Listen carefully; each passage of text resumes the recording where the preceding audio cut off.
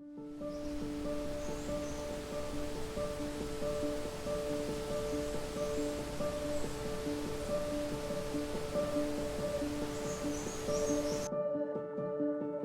home is such a unique experience and a unique place that we should be screaming it from the rooftop. This is the kind of things that need support. These are the kind of programs that actually work and actually affect the change that we want to see in communities. Our next story takes us to Eaton Rapids, Michigan. Eaton Rapids is the site of the Veterans of Foreign Wars home. The home has been in existence since 1925 and is a fully equipped community. 1925. This is when it all began. New York had become the world's largest city. Automobiles, radio, and electricity were sweeping the country. And casualties from World War I had created a need to help orphans, widows, and families that the war had left behind.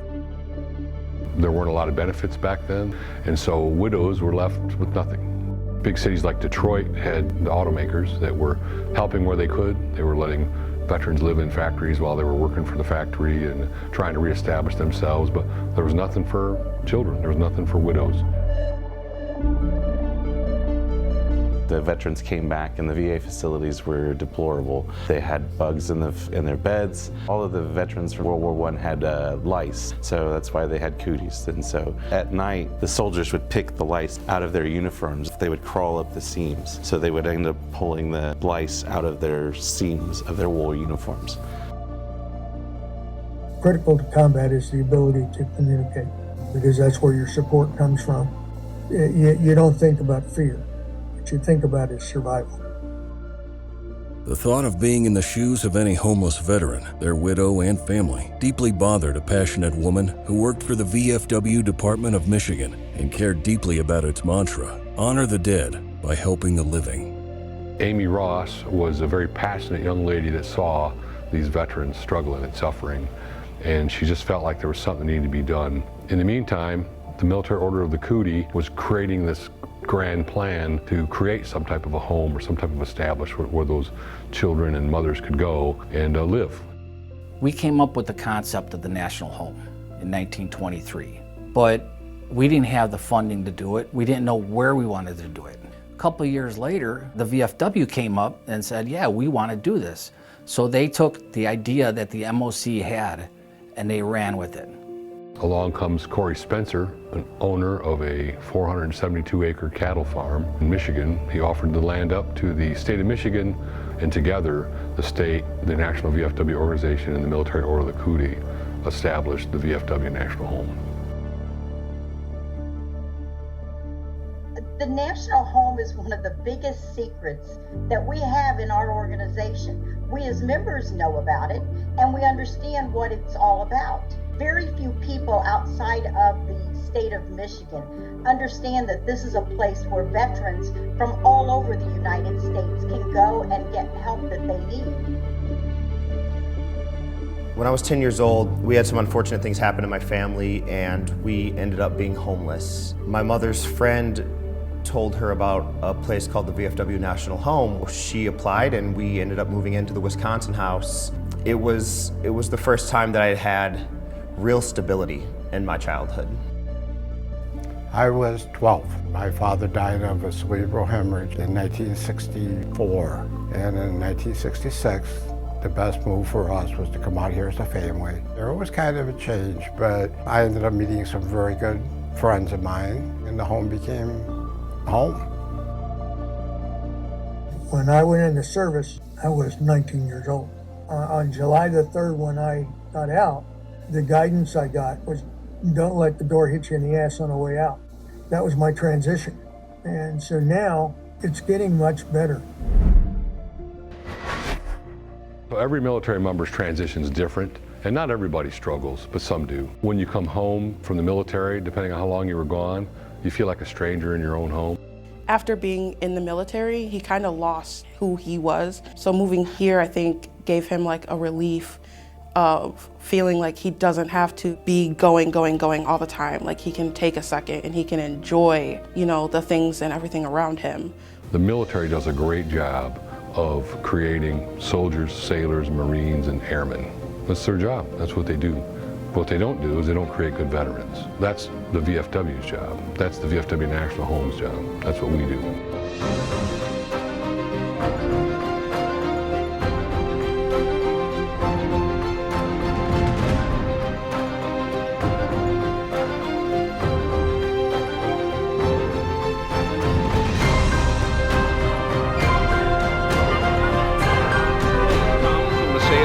Poppies supports many VFW activities. But 1 cent for each poppy sold is earmarked for support of the National Home.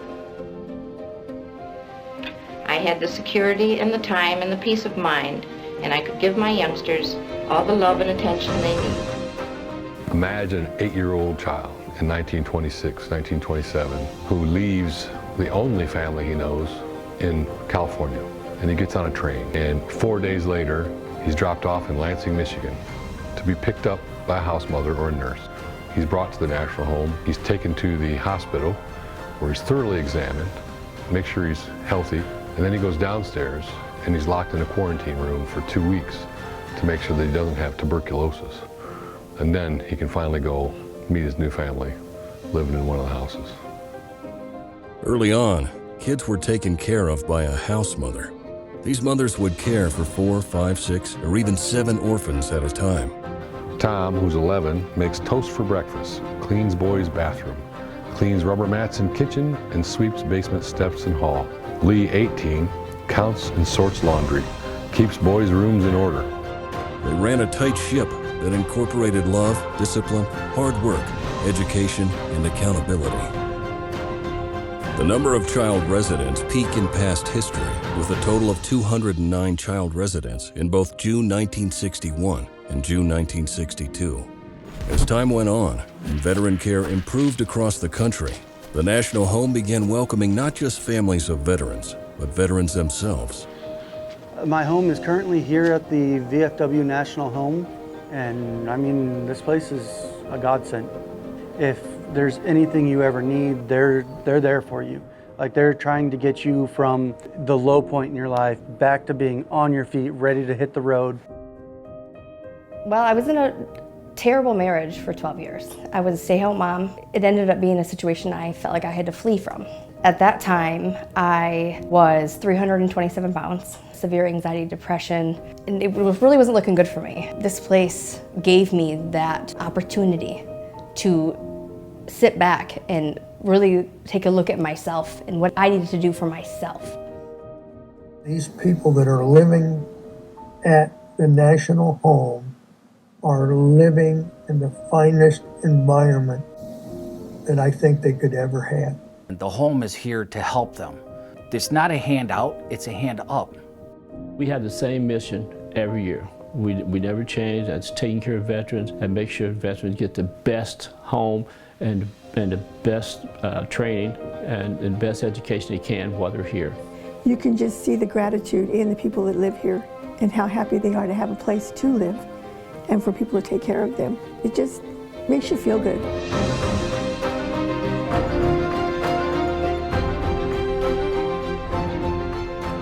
The unusual thing about this community is that there are very few adult men. It's populated by the wives and children of dead or disabled veterans.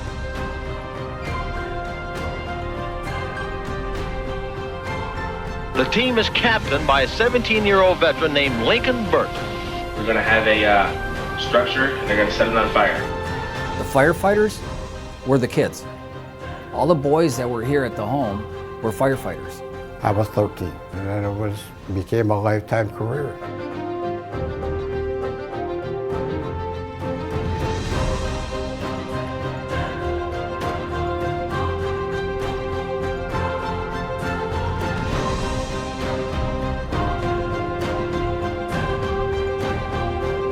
I've made really great friends here, but this place gave me what I didn't have, and that was support.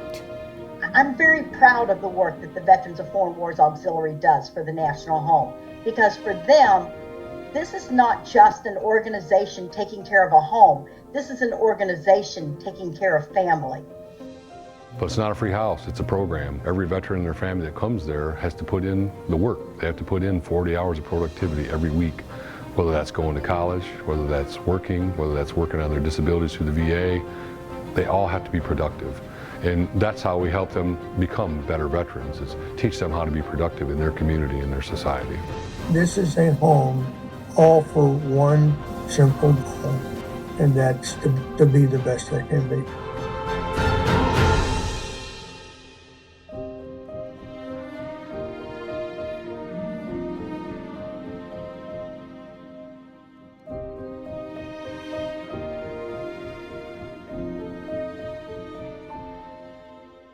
The mission created by our forefathers has evolved over the past 100 years, but the commitment of the VFW National Home and all of its supporters and donors has not. Together, we rededicate ourselves to the next century of service.